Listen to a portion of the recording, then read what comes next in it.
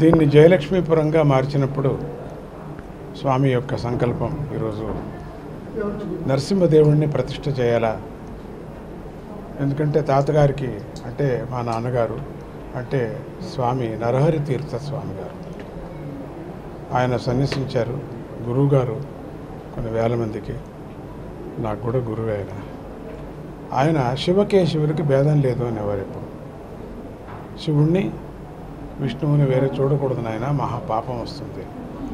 అందుకని అధిష్టానం అంటే ఆయన విశీశ్వరుడు కదా, ఆయన వెళ్ళిపోయిన తర్వాత ఆయన మీద శివుణ్ణి ప్రతిష్ఠ చేయడం జరిగింది. అప్పుడప్పుడు కళలో ఎప్పుడూ నరసింహస్వామి కనపడేవాడు. మేము చేయలేదు, ఇంతగా లేటుగా చేశాము ఇన్నేళ్లకు. అయినా ఇప్పుడు ఈరోజు ప్రతిష్ఠ జరిగింది గ్రామస్తుల యొక్క భక్తితో. ఈ గ్రామానికి మంచిది. కానీ అంతకుముందే అమ్మవారి ఇక్కడ ప్రతిష్ట అన్నపూర్ణేశ్వరి ప్రతిష్ట, అన్నదానానికి చాలా ప్రసిద్ధి అయినటువంటి ఒక క్షేత్రం అవుతూ ఉంది. ఇంతవరకు అయ్యింది. ప్రతి పౌర్ణమికి కొన్ని వేల మందికి అన్నదానం కూడా చేయటం జరుగుతుంది. అన్నదానం మహాదానం కదా.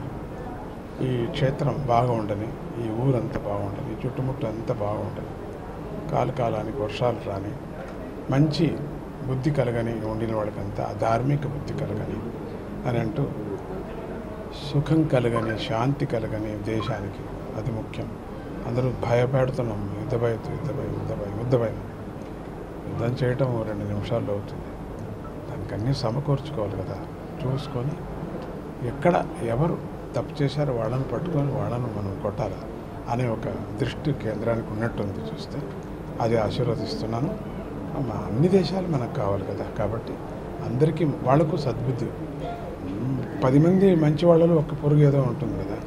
అట్లా అక్కడ కూడా కొన్ని పురుగులు ఉన్నాయి. ఇక్కడ మన రాష్ట్రంలో కూడా పురుగులు ఉన్నాయి. అన్ని చోట్ల పురుగులు ఏరేయాల. స్వామి కృపతో అన్ని చోట్ల కూడా ఏరేయాల. మనం ఊరికే ఉండకూడదు. ఆ పురుగులకంతా సద్బుద్ధి పుట్టాలి. పురుగులకంతా మనం ఏం చేస్తాం, తుస్సని మందు కొడతాం. అట్లా కొట్టక తప్పదు. మనం రక్షించుకోవాలి కదా. పురుగులు మన మీద పడతాయి, అందుకని రక్షించుకోవాలి. మన దేశం కాదు, ఇంకొక దేశం కాదు. టెర్రరిజం అనేది ఉండకూడదు. ఒక్కటే చాలా కష్టమవుతుందంటే ధర్మం అడిగి చంపారు కదా, అదొక్కటి లోపల కొత్త అంటుంది. తప్పితే ఇంక నాకేమీ కాదు. అందరూ ఒకటే మనుషులు కదా. సద్బుద్ధి వాళ్ళకి పుట్టని ఎదుర్కొనేటువంటి శక్తి మన పౌరులకు అందరికీ కూడా, మన దేశంలో ఉండిన వాళ్ళందరికీ శాంతి జరుగుతుంది. శిక్ష శాంతి. మంచి మనకు ప్రతినిధులు వచ్చారు. బాగా పటిష్టమైనటువంటి వాళ్ళకు దత్తాత్రేయుడు ఈరోజు 24 అడుగులు దత్తాత్రేయుని కూడా ఇక్కడ పెట్టడం జరిగింది. నరసింహస్వామిని కూడా పెట్టడం జరిగింది. గ్రామస్తులందరూ సంతోషంగా ఉన్నారు. చుట్టుముట్టు గ్రామం వాళ్ళంతా. అందుకే రాత్రి కూడా వాన వచ్చింది. సో అందరికీ శాంతి, సుఖం, శుభం కలగనిగాక, తొందరగా పురుగులు నేరేనిగాక. జై Gurudatta. For more videos like this, subscribe Big TV channel.